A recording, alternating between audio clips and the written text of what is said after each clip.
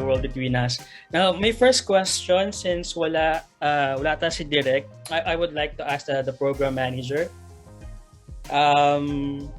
Anthony. Hi. Yes. Good afternoon.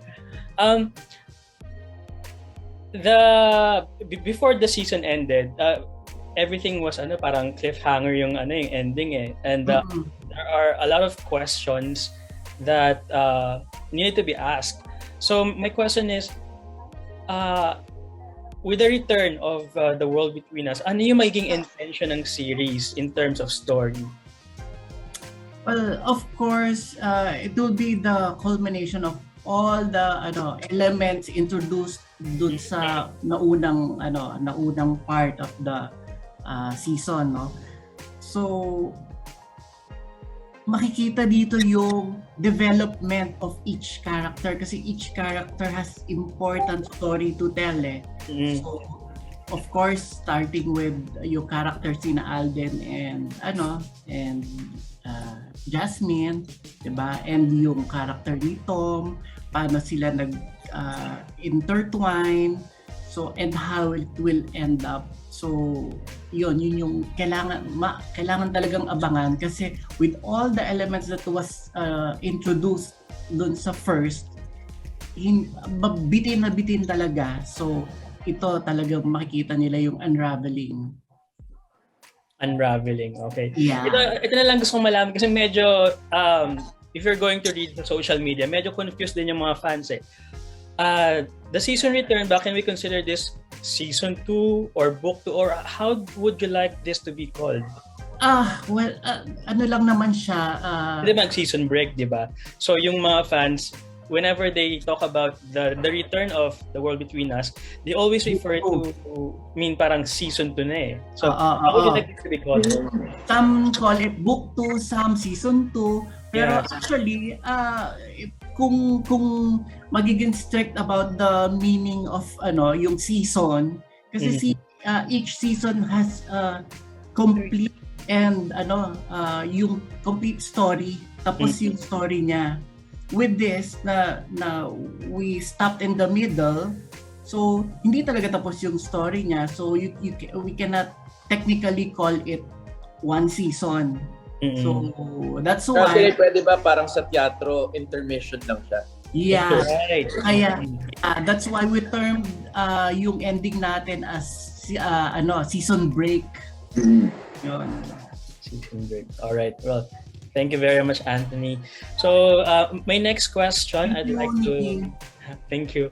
I'd like to direct this question to, of course, Miss Dina, Tom, Alden, and of course Jasmine. Nabanggit na ni Anthony yung parang evolution ng characters sa continuation ng season.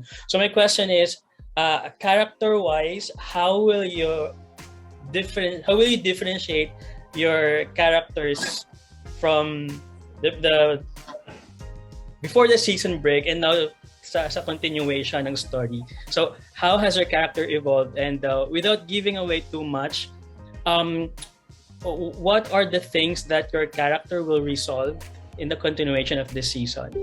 Siguro let's start muna with Tom. Well, for Brian, actually, it's a natural extension of his character arc.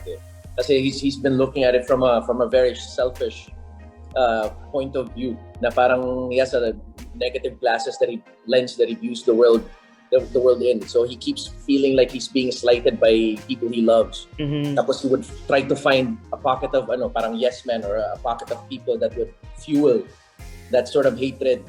Yeah, so parang dito ganun din na things are getting even worse. The stakes are getting higher. Ngayon nakahanap siya ng konsentidor uli, tsaka kakampi sa mga Carlos, his wife, and of course his brother-in-law, na kinakargahan yung hate niya yun, especially now with the revelation of what he's found out sa lineage niya.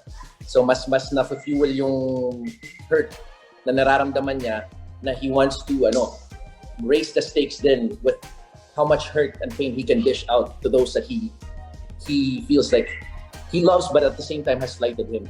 Kaya mas matindi yung mga kaya niyang gawin.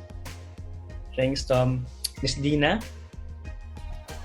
Si Rachel kasi before the season break, very giving siya eh.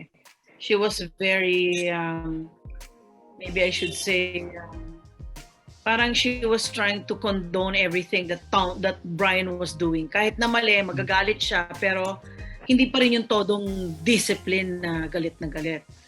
But then, you know, in this coming, after the season break, Rachel becomes more, well, I should say siguro stricter because she begins to realize where she should put most of her eggs in. Para bang, I'm not going to put all of my eggs in one basket, pero sino ba talagang dapat kong i-prioritize? So she begins to change her priorities.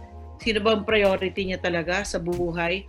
At nagtitingin na siya kung kanino niya pag-iiwanan yung business or sinong i-develop niya to be able to take on what she has already built with her husband. So Rachel becomes more, maybe I'll say canny, kasi nag-iisip na siya eh.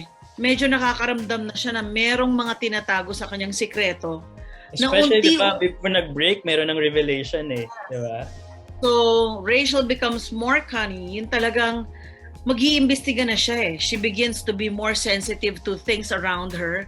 And she becomes, para bang, not selfish, parang wiser. Parang, teka lang. Ito, minahal ko, pero sino bang talagang mga deserving ng pagmamahal ko? She begins to be more intrusive sa lives ng mga anak niya. Chine-check niya talaga. Ayun, hanggang sa unti-unti nang mabubunyag ang mga sekretong naitago sa kanya. And then that's what's going to cause everything to be rolling, changing. Ito na. Right. Thank you, Miss Dina. And Jasmine, will you still be that kind of naive person in the continuation of the season? Well, we see some kind of growth, diba, with Leah. Well, I wouldn't say the good kind of growth towards the end of the season break. But the thing is, pagdating ng season return, there's another pull sa buhay ni Leah and in her direction of trying to become mature, trying to become her own woman. And the course changes because of a sudden change in her life. And yung control that almost niya nang ma-achieve for herself, and some kind of maturity, yun nga, mababawi ulit for quite some time, and she's gonna become a bit naive again, a bit lost. I wouldn't say naive, you know what? I would say she just surrenders to her destiny and decides to let go of her strength and her chance at becoming the woman she's supposed to be. So, unfortunately, yun yung direction ng character ni Leah, yes. But how it gets there, oh my gosh, it's another story. Masakit. Emotionally and in so many other aspects. Right. Thank you, Jazz. And finally, Alden. Parang sa akin naman, I think the trailer says a lot already for the transition of my character. And actually, what's happening now sa comeback namin is ito na yung nakikita ko nung first, bago pa lang kami mag-air sa press ko natin, sa different character. So I guess this is Louie na push over, lagi niya naapit, nakawawa. Ito na yung payback. This is the payback time. And how we were able to shot the scenes regarding the revenge arc was splendid. The whole team really did a great job. The writers, directors, the whole cast as well. I guess I'm still gonna stick to what I've said before, that this is one of my best projects for 2021. Because grabe, from start to finish, walang bumitaw sa akin. The scenes were treated equally, walang nawalan ng gana, and we finished with flying colors. I can attest to that. Really happy to coming back this coming November 22 po. No, 22 November. So it's I mean, every really changed in terms of characterization of characters transition from the beginning to the. So this is something worth watching. Hindi po ako nagbubuhat ng bangko, I rarely do that. But this is a great project. And mag-enjoy po lahat ng mga The World Between the supporters, even when we started. Thank you. I believe natapos nyo na yung entire series.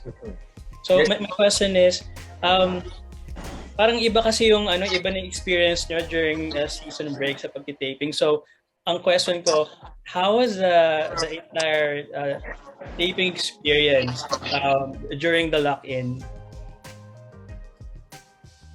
Masaya. I think everyone Hindi ko question. ano comes to previously. Miss Dina, I was asking, how was the experience during the lock-in taping? Kasi I believe this is the second time that you taped for the World Between Us, and since the series also ending, so how was the entire experience? So who goes first? Sige pa, Miss Dina, you can go first po. Actually, sa akin, during the lock-in, super happy. I really considered Alden, Tom, and Jasmine like my own kids. Mhm. Parang ang feeling ko talaga akong mommy nila na it's so much fun to be with them kasi lalo na yung before we take a scene, ang daming daldalan, kwentuhan, biruan, tuksuhan, kulitan. Talagang we just bonded together like glue.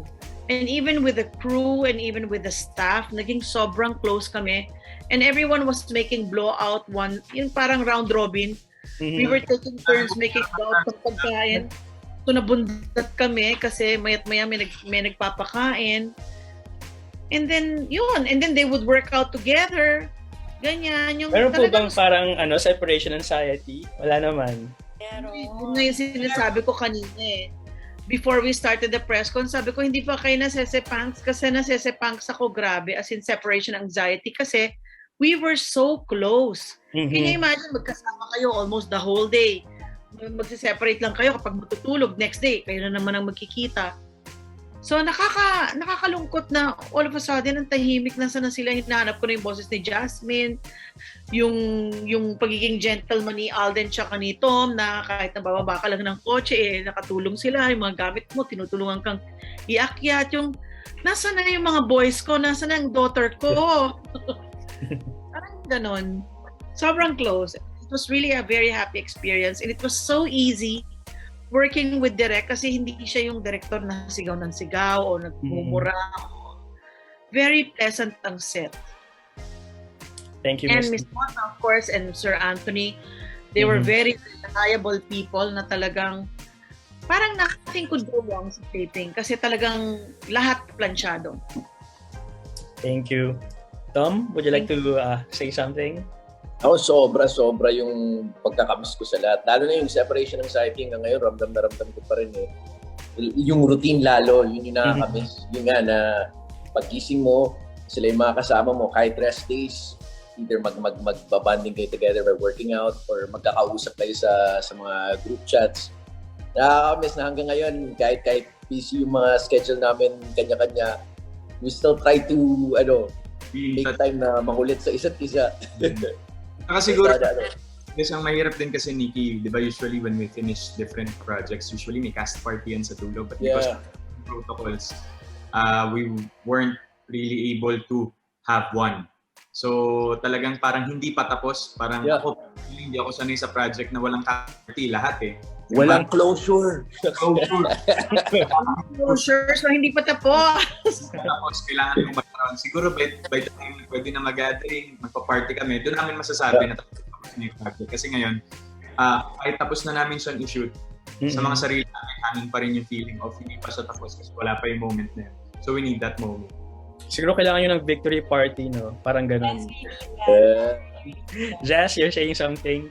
We really, really need that, Nikki. And yun nga, it's really parang may cliffhanger pa rin iwan with all of us. And the year is ending also.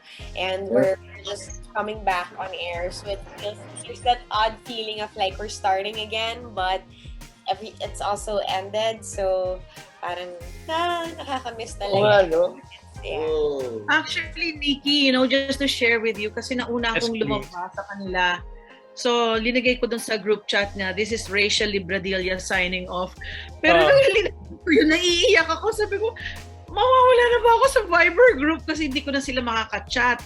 So, nag-sign off na ako, pero may tinitingnan ko pa rin kung anong ginagawa nila. And dapat hindi na kasi wala na ako sa group until finally tinanggal na ako ni Jones. Sabi ko, hindi ko na sila makikita kung anong sinasabi nila. I really cried nung last day kasi parang, is this true? Rachel Librodilla is signing off? Ganun ka-close, yung talagang super duper family talaga ang feeling. But anyway, thank you very much, Miss Dina. I look forward to seeing the season return on November 22. So congratulations everyone and good luck to the entire cast as well. Salamat. Thank you. Thank you, Nikki. So much po, Sir Nikki. Our next set of questions will be coming from